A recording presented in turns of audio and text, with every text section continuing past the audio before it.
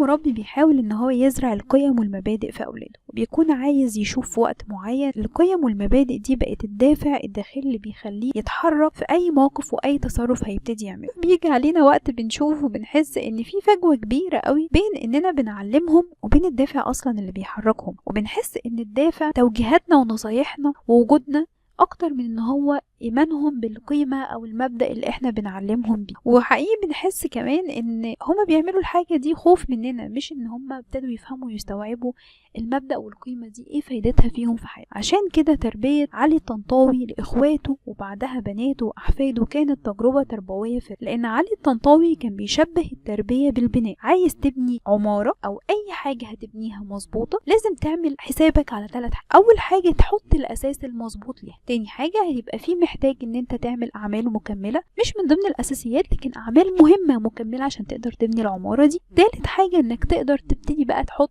التاتش والتشطيبات النهائية اللي هتكمل عملك في البنى ده. اول حاجة كان بيحطها وهو الاساس، وكان بيزرع الايمان العميق والاحساس الدايم بتواجد ومراقبة الله سبحانه وتعالى على كل موقف. اول طفل يبتدي يستوعب يعني في اول مراحل الطفولة يبتدي بيحسسهم بوجود ربنا سبحانه وتعالى في كل حاجة، فدي الاساس اللي يبتدي عليه التربية. وكان بيستغل كل موقف من الطفولة من اولها خالص لحد ما الولاد كبروا عشان يبتدي يبقى عندهم الدافع الداخلي ان هم بيعملوا الحاجة دي بوجود ربنا في السر او في العلن، مش عشان وجود باباهم او مامتهم او المربي اللي بيحاول يدفعهم لكده. الحاجة التانية ان يبتدي ان هو كان يشجعهم ويعرفهم على الاعمال المهمة المكملة، مش من ضمن الاساس لكن الاعمال المهمة المكملة اللي هتبتدي ان انت تزود فيها وتتقن فيها اكتر،